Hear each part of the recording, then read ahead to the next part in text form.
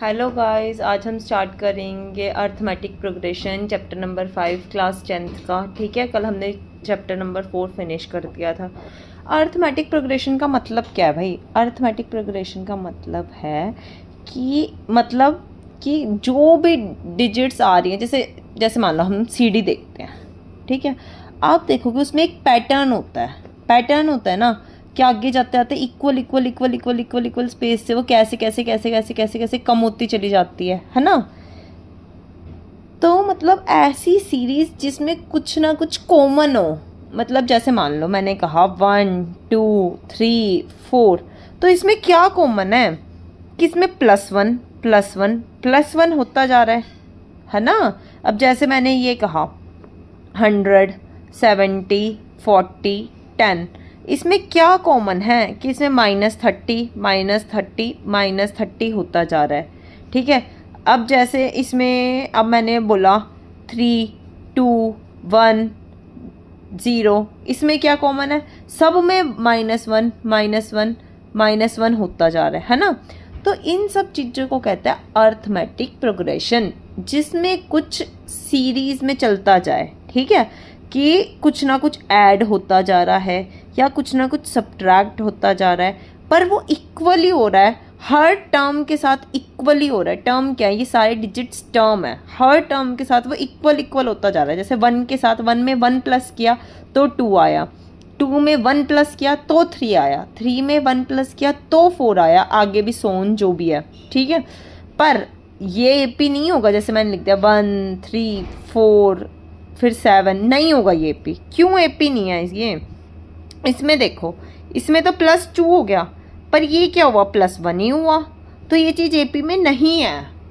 हर चीज़ में equal equal चीज़ add होनी चाहिए या सब्ट्रैक्ट होनी चाहिए या डिवाइड होनी चाहिए, मल्टीप्लाई होनी चाहिए, जो भी होनी चाहिए वो हर चीज़ एक ही में होनी चाहिए। जैसे मैंने लिखा 4 8 12 6 4 8 12 16, ये लिखा मैंने आपको। ठीक है, तो हर में 4 4 ऐड होता जा रहा है ना भाई, हर में 4 4 ऐड होता जा रहा है ना। हर में कुछ ना कुछ ऐड होता जाना चाहिए या कुछ ना कुछ सब्ट्रैक्ट होता जाना चाहिए। डिवाइड या मल्टीप्लाई नहीं बोलूँगी, सिर्फ प्लस और माइनस का बोलूँगी। ठीक है, क्योंकि उस केस में तो वो जीपी में आ जाता है। ठीक है, प्लस और माइनस सेम चीज़ होती जानी चाहिए। ठीक है, समझ गए आप? ठीक है, अब देखो, जो चीज़ ऐड हो रही है सब्ट्रैक्ट हो रही है, उसका एक नाम होता है कॉमन डिफरेंस। क्या होता है? Common difference. जैसे इसमें क्या है वो डिजिट? 8 - 4 क्या है? 4। 12 - 8 क्या है? 4। 16 - 12 क्या है? 4। तो ये चीज़ क्या है? कॉमन डिफरेंस है। क्या है? Common difference.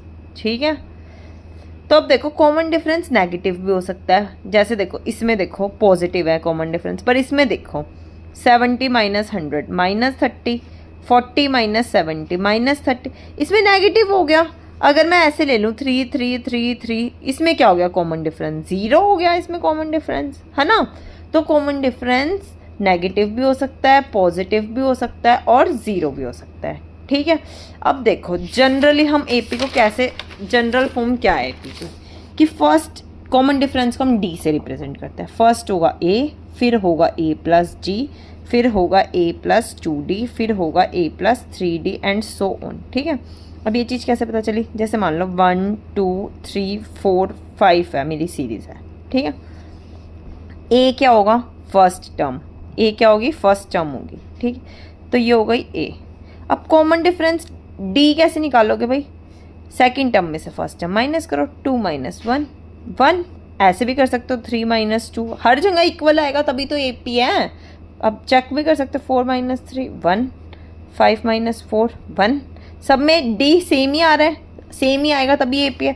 तो अब देखो, इसको लिखा मैंने a + d, a + d मतलब 1 + d, क्या कॉमन डिफरेंस 1 2 आ गया ना।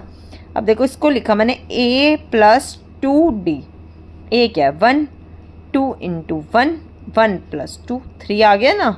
इसको लिखा a + 3d, सॉल्व कर लो इसको भी, a + 3d, a क्या है? 1 + 3 × d क्या है? 1 1 + 3 4 आ गया ना। तो ये इसकी होती है जनरल टर्म्स। ठीक है, nth टर्म तक होता है ये। ठीक है, समझ आया? आई होप सबको समझ आया होगा। अब रुक जाओ, मैं एग्जाम्पल नंबर 1 और कराती हूँ आपको। एग्जाम्पल नंबर 1 करोगे ना तो ज़्यादा क्लियर होगा आपको कि कैसे कैसे क्या क्या होता है। ठीक है, स्टार्ट करते हैं एग्जाम्पल नंबर 1 से।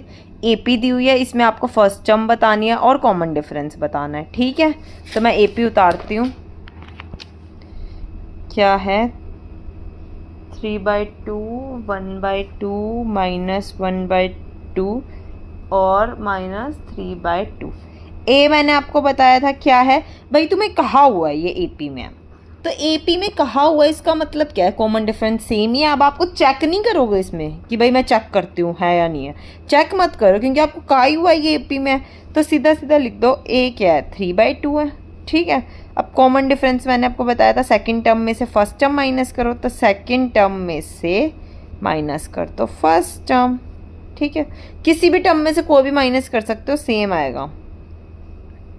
1 - 3 -2/2 मतलब -1 क्या हो गया, कॉमन डिफरेंस। आई होप सबको समझ आया होगा गाइस। एक चीज़ और बताती हूँ मैं, देखो फर्स्ट टर्म को लिखते हैं A1 होता है, सेकंड को A2, थर्ड को A3 और फोर्थ को A4, ऐसे ऐसे ऐसे करके AN तक होती है। ठीक है, तो हमें कॉमन डिफरेंस निकालना होता है, तो हम क्या लिखेंगे A2 - A1। ठीक है, जैसे पिछले वाले क्वेश्चन में हमें लिखना था A2 - A1, तो 1/2 - 3/2। और जो A1 है उसे ही A कहते हैं, जो कि क्या है फर्स्ट टर्म। ठीक है, आई होप सबको समझ आया होगा। तो एग्जाम्पल नंबर 2 हम कल करेंगे और फिर नेक्स्ट एक्सरसाइज स्टार्ट करेंगे। Okay, thank you.